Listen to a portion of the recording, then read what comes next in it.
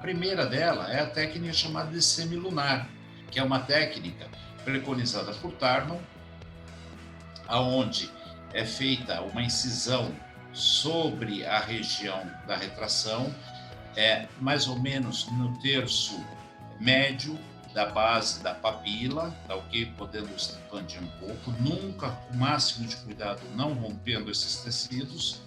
E aí a gente faz o que a gente chama de uma tunelização, por assim dizer, a gente faz uma sindesmotomia desse tecido e traciona ele para baixo. É bom falar, Sani, para quem for fazer essa técnica cirúrgica, já tem uma curva de aprendizado, uma habilidade manual boa, porque esse pendículo vai ficar aí, é muito fácil ser rompido. Muito fácil, muito fácil. E a gente pode fazer tanto com, não sei se você faz isso, como sutura ou se não com cola, né?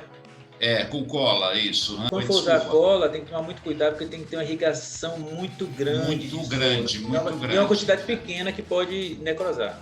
É verdade. Eu aqui vou mostrar casos para vocês somente com sutura, viu, Alex? A cola, eu tenho algumas limitações com ela, então eu até tenho alguns casos, mas eu não coloquei aqui, tá? Eu coloquei a sutura, somente a sutura. Essa técnica, ela tem que tomar alguns cuidados. Se vocês observarem, isso aqui é o desenho do quê? De um canino. E como eu falei para vocês, a chance de fenestração e deiscência é muito grande. Então, é uma técnica que vocês precisam ter muito cuidado ao fazer, primeiro, para não romper esse tecido, e segundo, para não expor uma raiz dentária. Vocês vão ver um caso onde houve a exposição e o tempo de demora para a gente conseguir fechar esse processo de cicatrização. Então, está aqui. Se vocês observarem o caso, é uma micro retração, muito pequenininha, poderia ter sido feito em vários dentes ao mesmo tempo, eu vou mostrar casos para vocês. Mas o paciente tinha uma dor terrível aqui. E olha a qualidade da gengiva, muito grande, tá? Ah, Sani, poderia ter feito deslocamento lateral? Poderia, mas é muita incisão para pouca retração. Então é assim. E outra, uma gengiva altamente fibrótica, gengiva densa, não é uma gengiva assim que tem outros recursos a serem usados. Então, o que foi feito? Para variar, raspagem e alisamento da raiz do dente, descontaminação da raiz, aqui a descontaminação com tetraciclina, depois de raspado, tá? A tetraciclina eu costumo deixar 3 minutos, depois eu lavo e coloco mais 3 minutos, viu, Alex? Só falar aqui como é que você faz. Você pega o pote DAP, pega o comprimido de tetraciclina, você abre, tá? Bota no pote DAP, bota um pouquinho de soro, mistura e deixa 3 minutos lá. Ou não, mistura e bota na raiz e fica 3 minutos. 3 minutos. Eu modifiquei um pouquinho o protocolo, eu deixo 3, depois eu lavo e coloco mais 3 minutos, sabe, Alex? Eu deixo 6 minutos. Porque eu já vi que tem raízes que é muito difícil de você conseguir deixar bem limpa, bem descontaminada, mesmo raspando. Então eu faço isso, tá? Não causa prejuízo nenhum aos tecidos. E foi feita a técnica, só para vocês entenderem como que é. Então ela foi solta aqui em cima, tracionada, o ponto em X, tá? E eu tive cuidado, já que essa gengiva era muito boa, de voltar a suturar aqui em cima para não ficar tecido exposto, nada. Mas lembrando que muitas vezes esse cuidado que a gente tem de deixar o mínimo de exposição possível, às vezes você causa uma nova retração. Então, o tecido tem que colaborar. Vocês vão ver o caso mais detalhado, isso aqui é só um demonstrativo para vocês verem como é a técnica. A técnica pode ser a sutura em suspensório ou em X de suspensório, do jeito que vocês quiserem. Sani, só para deixar claro aqui, eu falei lá comprimido, é cápsula. Cápsula de tetraciclina, é isso. Está aqui o resultado uma semana depois, está aqui, ó, a retração não existe mais e olha o processo de cicatrização já ocorrendo, tá? Agora, como incisão, Sani, você faz na linha mucogengival?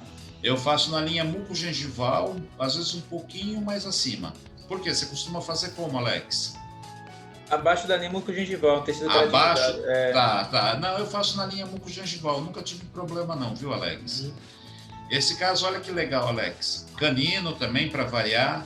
Uma retraçãozinha pequena, olha a linha melocementária aqui, é exposta somente isso, tá? Raspagem, tá? Começamos a soltar o tecido, poderia ter feito a incisão semilunar primeiro, tá ok? É indiferente, depende da habilidade de cada um. A sindesmotomia eu fiz com lâmina de bisturi, porque eu me sinto seguro em fazer com lâmina de bisturi, mas você pode usar tunelizadores, até uma Hollenbeck você pode utilizar, tá? Depois de feita a incisão, ó, só para vocês verem, depois com uma espátulazinha, só para vocês verem que o tecido estava solto, sem romper o tecido. Tracionado. Eu observo uma mancha branca aqui, Alex. Raiz de dente exposta, tá? Isso aqui era uma fenestração que havia, tá? Então vamos lá, agora vem a saga. 15 dias depois de operado, a gengiva na posição, sobrou até gengiva, que quantidade de gengiva, e olha a cicatrização, raiz exposta. 40 dias depois, a gengiva mantendo a posição, recoberta, cobriu mais do que precisava, e olha a raiz exposta, Alex.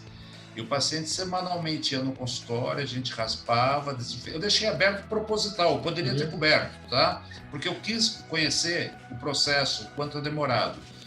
Limpava com clorexidina, o paciente foi orientado a limpar também, tá? A gente removia a placa bacteriana. Ó, quase 60 dias depois, terminando o processo de cicatrização.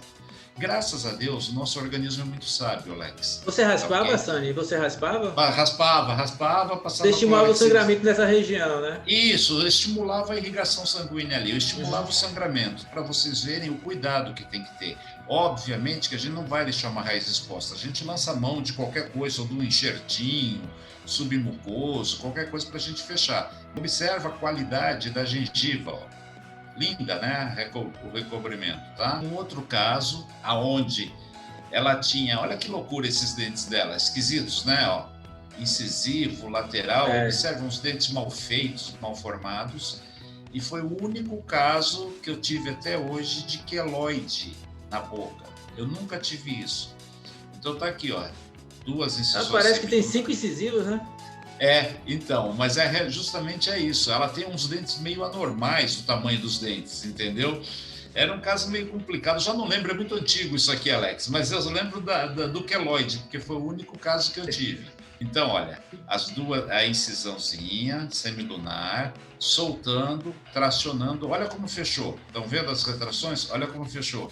Porém, ó, foi o único caso que eu tive na vida de queloide. Eu nunca vi isso na gengiva, tá? E tá aqui, ó, depois de cicatrizado, aspecto cicatricial horrível. Depois eu tentei remover o queloide e 15 dias depois estava ele aqui de novo. Foi muito louco isso aí, sabe? O que eu quero dizer é que o recobrimento existe sem problema nenhum. Então essa é a técnica semilunar, é a técnica que não existe a necessidade de incisões relaxantes. Agora nós vamos conversar a respeito das